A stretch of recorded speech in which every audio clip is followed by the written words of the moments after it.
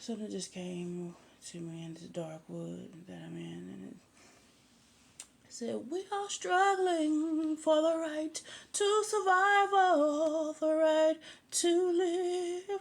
We are struggling for the right to survival, to the right to live." Something came to me in this dark wood, and something said, "We are at war." You know who I am, what it be, what it do. But we were already at war when they turned this on us.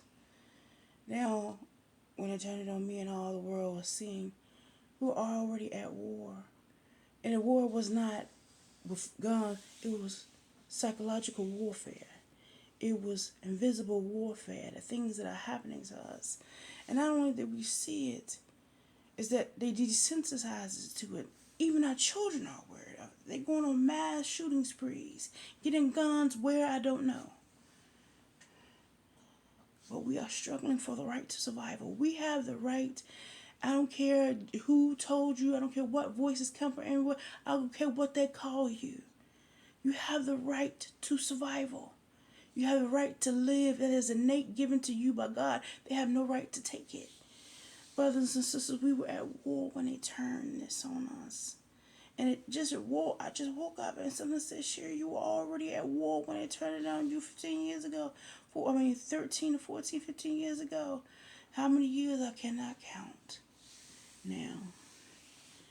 But I can say this to you, brothers and sisters, that we were already at war. And we stayed complacent and we sitting here in our corners and everything like that. But we were at war when they turned this on us. You know what? We are at war. Others watch and see us and all this and them act like we're crazy. No, they're crazy. They're crazy because they don't want to admit that the truth, that we're at war. It's not only our psychological warfare, but there's watching. You see, the devil does two things. He hurt and he causes pain, but he allows others to watch the evil that takes place. To desensitize himself, to become afraid of it, to not to speak up, to become cowardly.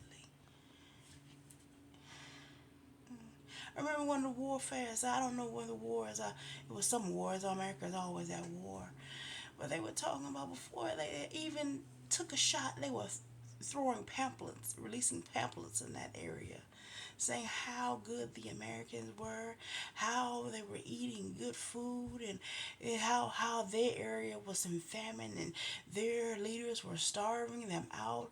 What it was unconstitutional, it was inhumane. Come to the American side, they said. We will feed you good food. You will be free. You will finally know good life, abundant life. I'm an American. My mother's American. My grandmother's American. My grandfather's, all of them, they were stolen from their homeland and brought here. And they were always toiled and struggled and soiled and job areas and all this different stuff. And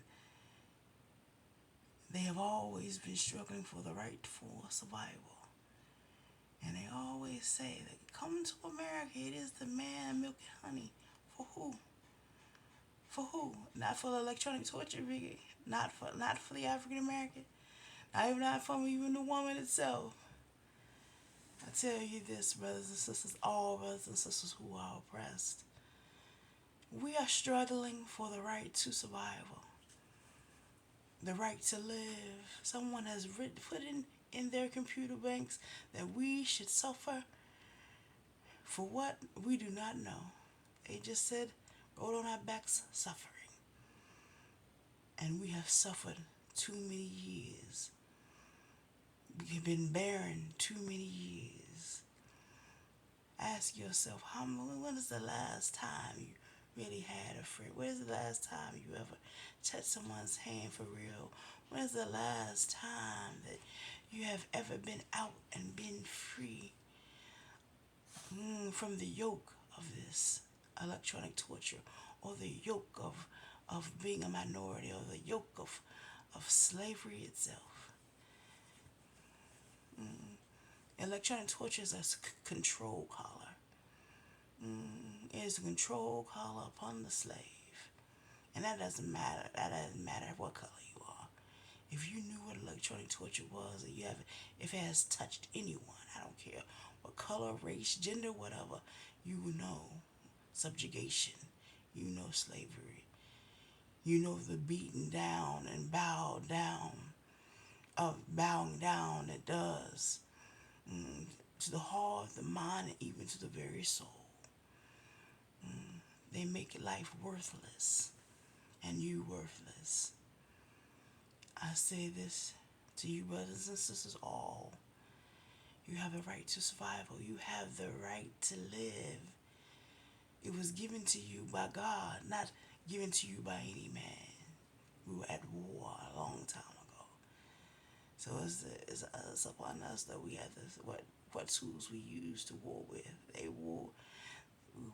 What tools we use to war with. We would pick up axe and shovel, gun and bullets, whichever, to tear them down, those down and remove them from off of those who have yoked us like oxen. We are struggling for the right to survive or for the right to live. We are in the last stages of life. We are here. Upon us have come the last stages of life on this earth. It is a determining factor soon. I know someone do not believe, but I believe that this is the last days. We are in the apocalypse. And in this apocalypse, we deserve the right to survival, the right to live, the right to run from the coming waters, the right to see ours survive and give them a head start on a boost up. I know, a boost up from the waters to come, and a boost ourselves up from the waters to come. We have lived a yoke too long. It is time to run, because we are struggling for the right to survival. We deserve to survive. Soon, brothers and sisters, almost 85% of the population will be gone. And we will see who survives. But we deserve to run unfettered, unyoked, untattered for our lives. But we are struggling for the right to survival, the right to live, the right to survival, the right to live.